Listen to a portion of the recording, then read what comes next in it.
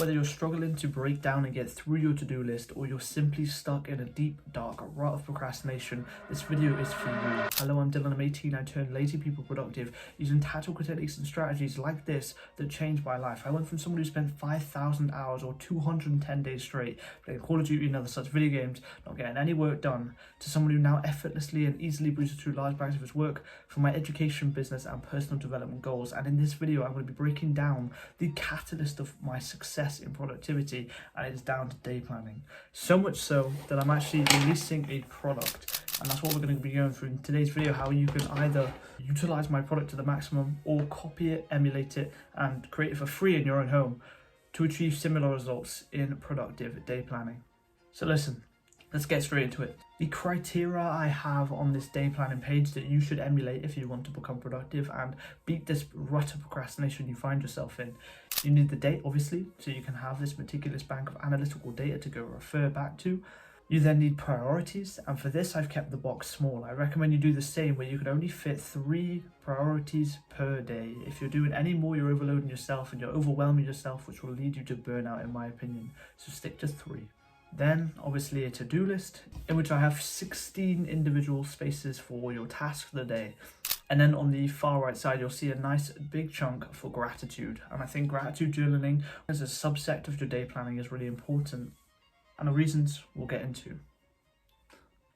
Before we get into the sections of how you should effectively day plan, I want to justify the gratitude journaling section. So there's 3 mechanisms in the brain that are reinforcing why gratitude is so important. So number 1, you have your dopaminergic system, which is a neurotransmitter of success. It's the reward hormone in your brain, and if you're constantly writing down things you're grateful for and potentially things you've achieved that you're grateful for, then your reward system's going to get activated and you'll feel more motivated to complete the tasks on your to-do list. By being grateful for the things you have, your cortisol levels will lower naturally, and cortisol is the neurotransmitter for stress. So if you're lowering that, you're in more of an inclined position to enter flow work and more productive work in general. And lastly, the neuroplastic effect of your brain heavily relies on what you feed it. So if you're feeding it these positive mantras of gratitude, then you're going to rewire your brain and the neuroplastic side of your brain into a more positive outlook as you're reinforcing that.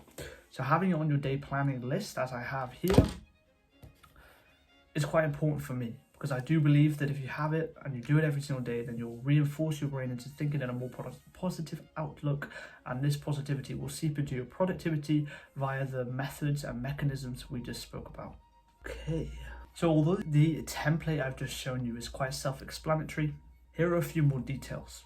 I would advise your priorities are specific, measurable, attainable, relevant and time-bound. This SMART format is used by businesses all over the UK and the world, and it's very effective in terms of goal setting. And if you want to achieve a successful productive day, you need to have a goal of what that looks like. By using these criteria, you have a measurable bank of data that you can compare, that you can analytically, which allows you to then therefore understand if you've completed a productive day under your definition.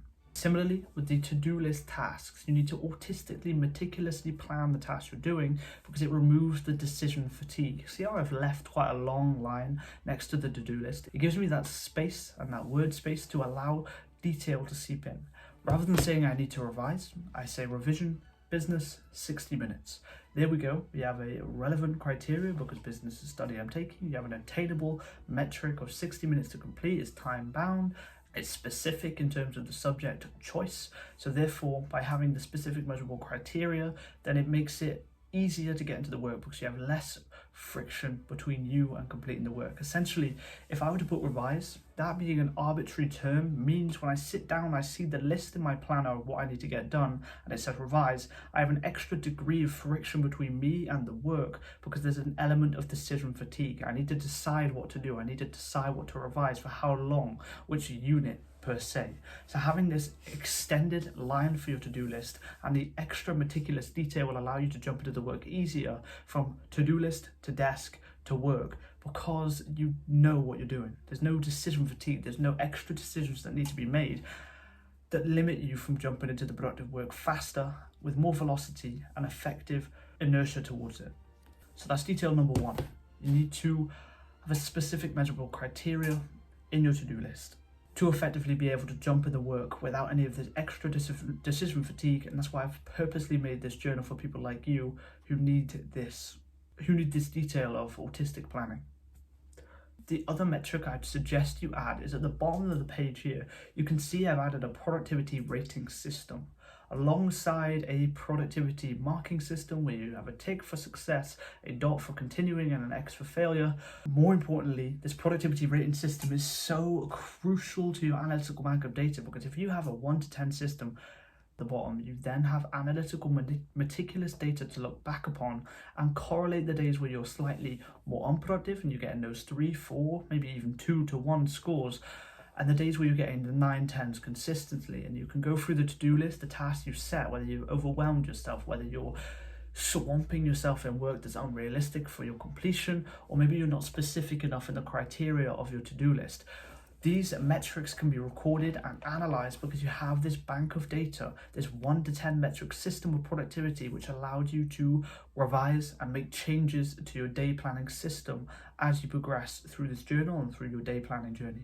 So you could mark the day from 1 to 10 in terms of productivity, and this over the course of the weeks and then months and then hopefully years of the day planning you do as you consistent this habit, you'll be able to look back and see the days where you fluster and you falter, and you'll be able to make the changes to stop that from happening again. Whether it be you didn't go to the gym that day, or you set yourself too many tasks that day, then the next day you can day plan specifically and adapt it to be more productive in the future, making you more effective and efficient at completing your work. As a final extra tip, I'd say, if you're just seriously in a rut of procrastination and you're struggling with productivity and even getting the minutest things done, then the overinflation of tasks using the snowball method that I'll post a video here is so useful. It's one of the catalysts that gets me out of a rut if I'm ever in one. If I have a friend that's in one, this is the first thing I prescribe them in terms of productive advice. This actionable step of snowballing. So you get these minor tasks, for example, cleaning your desk that's keeping you in this depressed procrastination loop. Put it on your to-do list. Put it on the list of the things you need to do. And when you tick it off, you reinforce this productive habit. You can see at the bottom of the list, I have NSDI, I have sleep before 11 p.m. These tasks are minute and they're unprogressive in terms of pushing the needle in terms of business and this personal development progression cycle. But when you meticulously plan them and you tick them off and reinforce them neurobiologically with dopamine, the neurotransmitter of reward, like we spoke about in the beginning, every single day you tick it off, tick it off, tick it off. It means you can consistently check off these small habits, which, although on paper, sleeping at 11 p.m. doesn't seem to give me this immediate effect of success, over the long run, over the compounding years and years you do this, you consistently tick off this tiny, tiny habit. It's going to compound the success and productive success that you desire. So even if it's a small task, but you really, really want to dial it in, you want to be consistent in completing it because you see the future of the compounded success it will bring you, then this is what this day planner notepad's for. This is what the to-do list is for. Add it to the list, even if it's minute, even if it's have a cold shower or read 3 pages. Whether it be a tiny, minute task, you're more likely to be consistent if you add it to your day planning list. So if you're seriously in a rut of procrastination, just schedule on your to-do list, clean desk, have a cold shower, read the pages, do these tiny tasks that when you tick them off, you feel good. And then the next day, you want to do it again and again. So of course, if you're looking to purchase one of these, the pre-order link is in the description. It'll take you to the page where I'm selling them, and they are selling fast. There's currently only 41 copies out of the 50 remaining. So if you do want one, I recommend you look at them now.